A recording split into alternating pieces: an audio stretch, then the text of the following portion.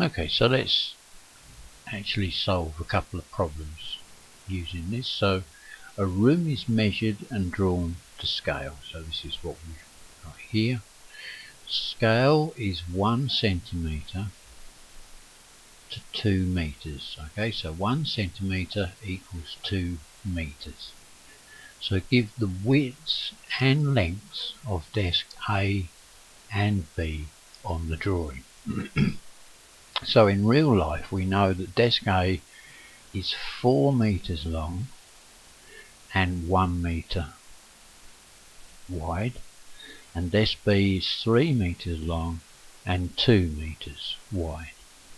Okay, but we need to know how big or small we need to make these on the drawing. So if we take desk A, so we've got desk A,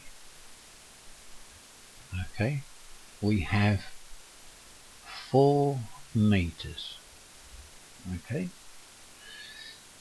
now this is in real life, so the scale is 1 centimeter, so that will be what's in the drawing, to 2 meters in real life.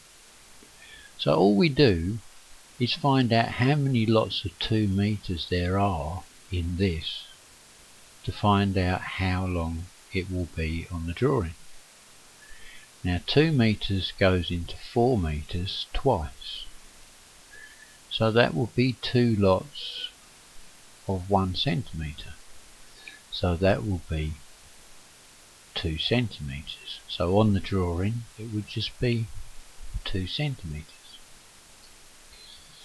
Okay, now we have 1 meter width.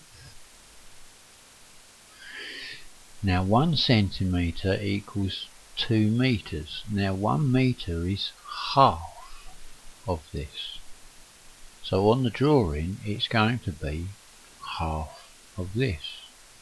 So this will be half a centimeter, or we can just write 0.5 centimeters. It really is that simple. And then we have desk B. So we have a length of 3 meters and a width of 2 meters. So if we deal with the 3 meter, okay, now 2 meters goes into 3 meters 1.5 times, doesn't it? Okay, 1.5 lots of 2, so 1 times 2 is 2, and half of 2 is 1, so 2 and 1 is 3. So this is 1.5 times bigger excuse me, than this. So on the drawing it's going to be 1.5 times bigger than this. So 1 times 1.5 is 1.5, which is 1.5 centimeters.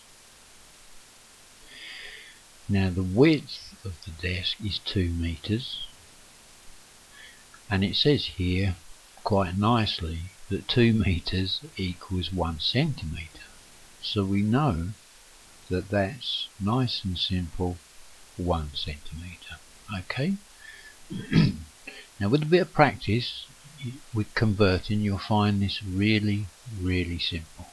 Okay, if we were going the other way and we knew that the desk was 2 centimeters on the drawing and we wanted to know its real length, well 1 centimeter is 2 meters, so 2 centimeters must be 2 lots of this, which it is 4 meters.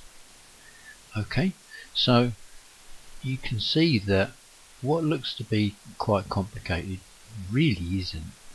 Okay, I promise you it really isn't. Okay, I'm very old and I can do this, so I'm sure you can. Okay, so now we have a room is measured and drawn to scale.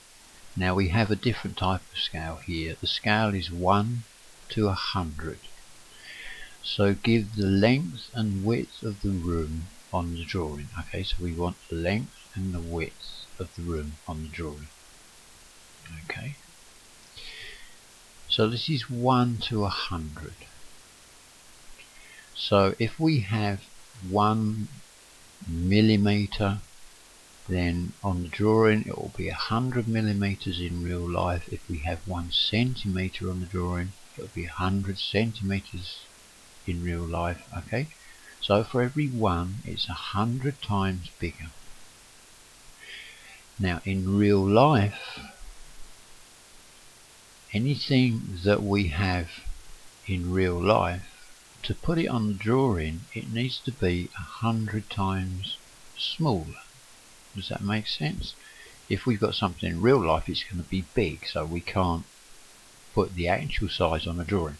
So it has to be smaller. So we make it here 100 times smaller.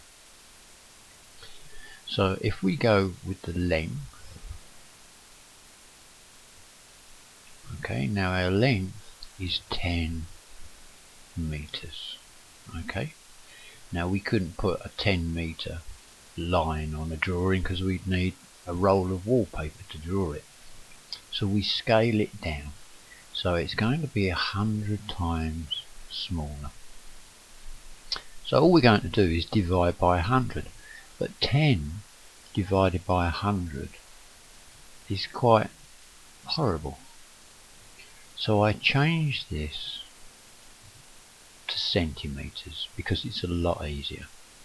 Now I know that there's 100 centimeters in every meter, so this will be 10 lots of 100. So 10 times 100 is 1000. Okay, so this is 1000 centimeters. Now as I said, this will be 100 times smaller, so we divide this by 100. Now you should know that if you divide by 100, the number gets smaller and the decimal point moves twice, so we get 10 centimeters. Okay, so on our drawing using this scale, this line would be 10 centimeters. Now the width we know is 6 meters. Now again, I would convert that because I know that it's going to be quite small.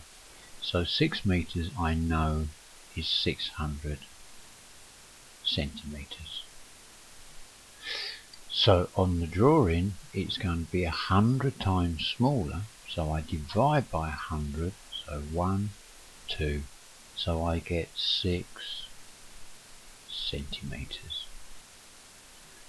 Okay, and then if we're going the other way, so we have a line that we've measured on the drawing and it's 10 centimeters, then I multiply, because it's bigger, I multiply by 100, which gives me 1000 centimeters, which we can then convert back to 10 meters. Okay, now I hope that's helped. It is just practice. I know I keep going on about this, but it is just practice. So have a go at the worksheet.